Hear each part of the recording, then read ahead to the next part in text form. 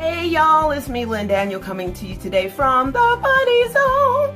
This is my teacher YouTube channel here on YouTube where I talk to you about teacherdom, the life of a teacher, what I do as a teacher, how teaching has been my life for a long time. And yeah, so welcome, thank you. If you want to become a buddy, all you have to do is subscribe. And if you like what you view here, thumbs up and leave a comment. Now, I must say that my videos, for some reason, have not been syncing my voice with my mouth.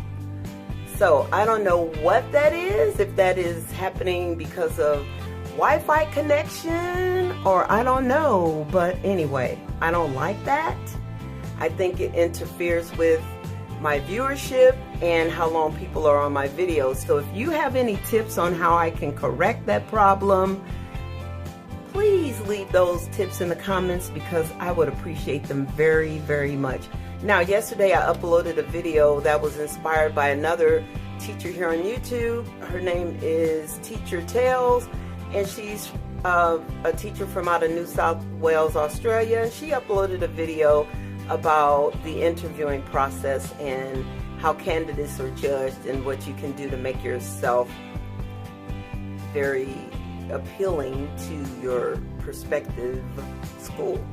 And so I kind of piggybacked off of that idea, and I was looking particularly at, in the United States, things that candidates can do to get their application from beyond the administrative center into a principal's possession so that a principal can call you in for an interview. Now, I looked at Arizona Department of Education, their website, to see if there were any rubrics or anything on there, and I couldn't find anything. Now, I'm not saying there isn't anything on there that could help candidates know, but I didn't find anything. So I went to another source and I found some information there. So I hope you find that information very helpful. Now, I do want to address the alternative teaching certification routes. I had a couple of offline conversations about the video and about alternative teacher certification programs and how they tend to produce candidates or teachers who do not remain in the field or who do not remain in service to high-risk schools. And well, the reality is that when you're going into a high-risk school, a high-needs community, a Title I school, you're dealing with the population that is typically defined as, and this is, I'm not trying to offend anyone, but this is the definition. It's a high poverty community, okay? So in the parameters of poverty, you're looking at what students may be lacking and what students may need. So that's the reality of it. And when you look at different studies regarding the issues of poverty and child development and socialization and all of that, you'll understand that there are particular needs that students in those high-risk communities that they need. And I mean, it's tough. It's not easy. It's, you know, it requires a level of commitment from you that can be very taxing, trying, and it can burn you out. So yeah, teachers, people who are coming in through an alternative certification who may not have spent a lot of time in the educational world, or who are maybe needing more support, more mentors, more resources, more pay, more something to make them anchored into that school. You know, if you don't have those things, then those people are not going to hang around. So that's the reality. You know, we all don't teach in wealthy communities, but I will say that I taught at a Title I school for 4 years. This was my last year. Friday was my last day.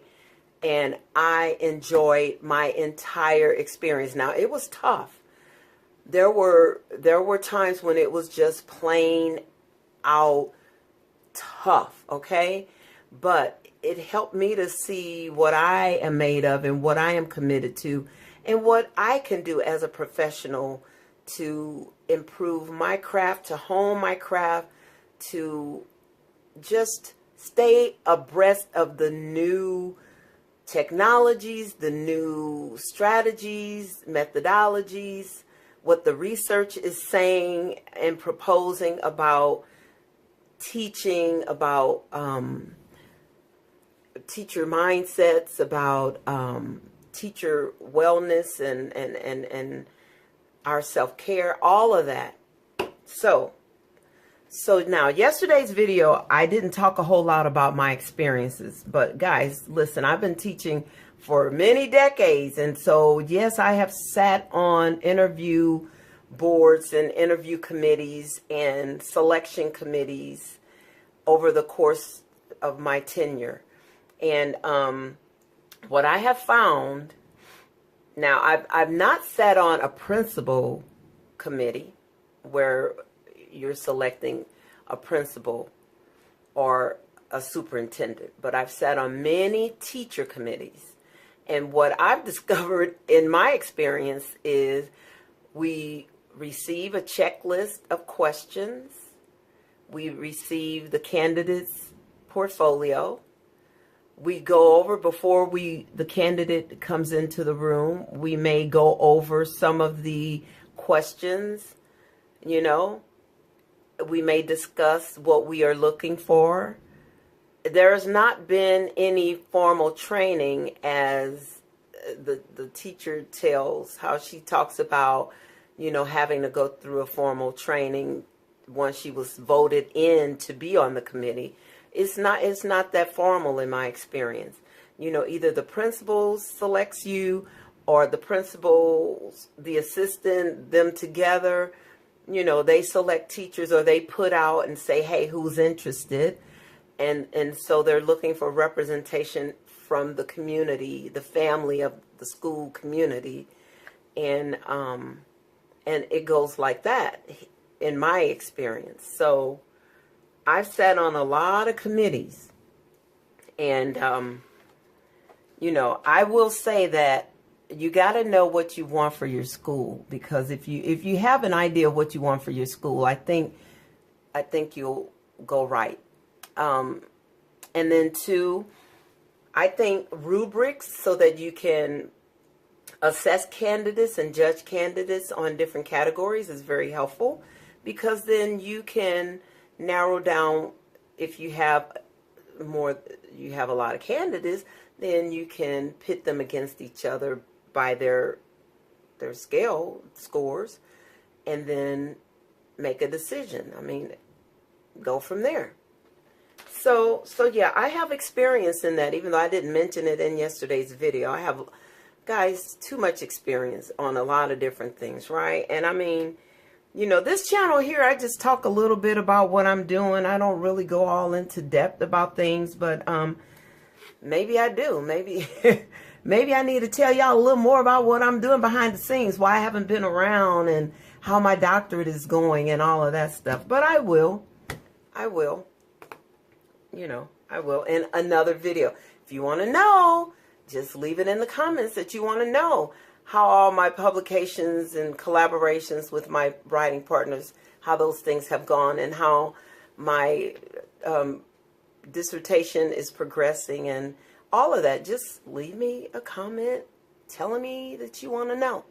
Now, another thing I want to share in this video, I don't know what I'm going to call it. I guess an update video of what I plan to do this summer on here on YouTube. I don't really plan on buying any equipment.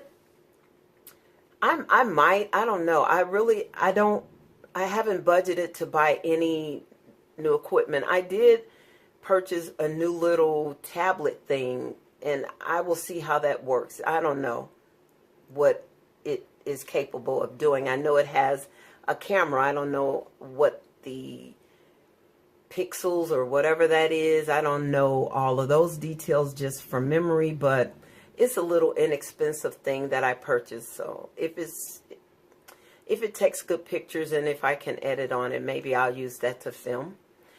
This summer I will be attending some workshops for literacy.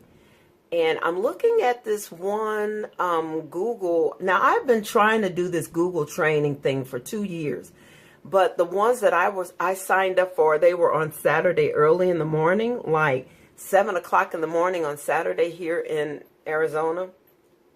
During the school year, you know, I thought I could make it happen, but no, I couldn't make it happen. But I found one that is hosted by, what's the name of that organization? I attended one of their functions before. Their name is I can't pull it out of my memory file, but EdTech, I think is the name. They're hosting some trainings this summer, and all the ones here locally are full. And then I looked at another tab that I was looking at for the Google training, and I saw where there is something that is going to occur at one of the schools, but it's not near me, but it's in the Phoenix metro, well, the Phoenix outlying area. And so I may try to contact them to see if enrollment is still open, what the fee is and that. And if it's reasonable, I will more than likely attend that, because I really want to get a full, like I use Google Classroom, Google Tools. My team used them, my school uses them, or my former school used them. And it seems like here in Arizona, in Phoenix particularly, a lot of teachers and schools use the Google Suite. So, and I find it valuable. I really enjoy using Google Classroom. I enjoy using Google Forms. As a matter of fact, I was watching a video from Pocket Full of Primary, Michelle Foray, however she says her name, but I think I said it, pronounced it correctly. I was watching one of her videos this morning. Well, I was binge watching some of her videos this morning. And one of those videos was about using Google Suites and Google Tools, Google Forms to make self-checking tests and that type of thing. And I've used that before in the past, but I don't rely on it. And since I'm moving to high school, it probably will come in very handy with teaching high school English. So I'm looking at taking that Google certification class so that I can at least see how I can expand that use into my high school experience, high school teaching experience. Let's see what else. This summer I am attending a literacy, at least one literacy workshop that I'm looking forward to. I will give you all the specs and everything when I return and let you know where it was, who was there, who hosted it, and all of that. I'm very excited about that opportunity. And then this summer I'm going to be looking to advance towards defense in my dissertation, defense number 1. We have 2 defenses at my university, at my school. So I am working very diligently to move towards defense number 1 to get approval for that. And yeah, so please, when you get a chance, check out some of the publications, the manuscripts. Well, they're not manuscripts anymore, but the articles that my colleagues and I collaborated on, and we got them published in journals, jury journals. And so when you get an opportunity, check those out. They're mostly about teaching using PBSL, project-based service learning, for literacy, to include or to expand students' understanding and use of literacy, with problem solving, with serving their community, with just becoming a well-rounded learner. We look at at-risk students.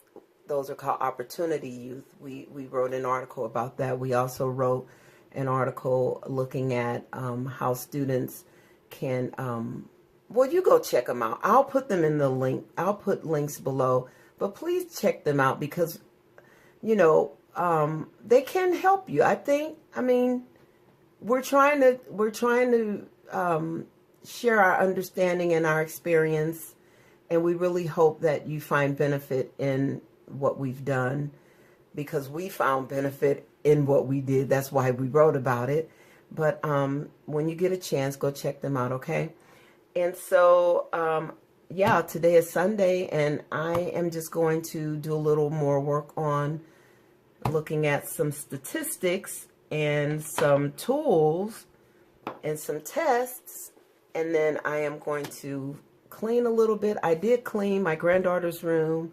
I moved it around a little bit and tucked things away, stored things away to make it less crowded with little things, you know, just have it a little more open. And then that's pretty much it. But thank you all very much. All right. And be sure, when you watch my videos, guys, I know I speak slowly, so put it on 1.25. Watch the whole video, guys.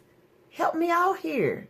Put it on 1.25 or 1.5. 1.5 might be too fast, but 1.25, because I speak slowly. And that's a good thing when you teach language to English learners. All right, y'all. Be blessed. See you. Bye.